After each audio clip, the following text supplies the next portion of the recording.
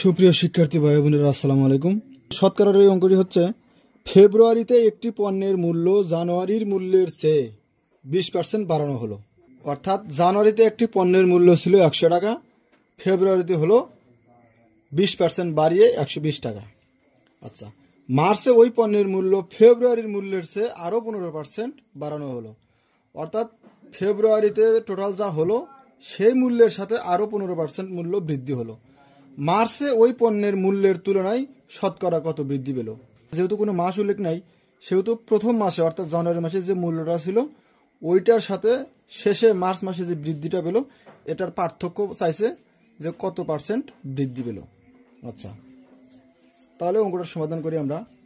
ধরি জানুয়ারিতে মূল্য ছিল 100 টাকা, 20% বেড়ে ফেব্রুয়ারিতে মূল্য হলো 100 এর 120%, 100 গুণন 120 বাই 100 অর্থাৎ 120 টাকা। আবার ফেব্রুয়ারির মূল্যের চেয়ে মার্চে আরও 15% বেড়ে সর্বশেষ মূল্য হলো 120 এর 115%।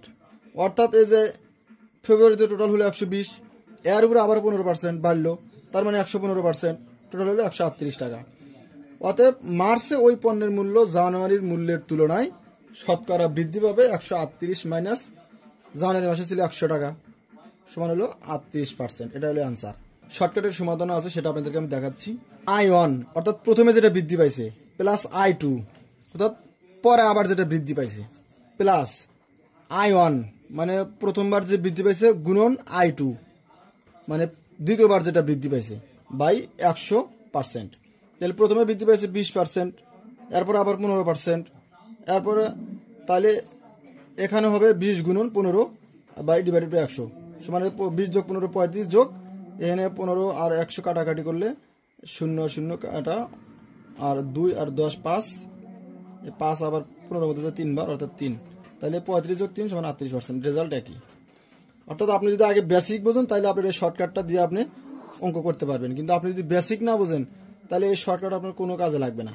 এই মুখস্থ শর্টকাট করে পরে কমে গেল নাকি বৃদ্ধি পেল সেগুলো না বুঝে আপনি ধাপাস করে এই সূত্র বসাইতে করে দিলেন, পরে বাড়িতে এসে দেখলেন যে অঙ্কের রেজাল্ট মেলে নাই, পাওয়া গেলেন 0। শর্টকাট শেখার দরকার নেই, বেসিক বুঝে অঙ্ক শেখেন।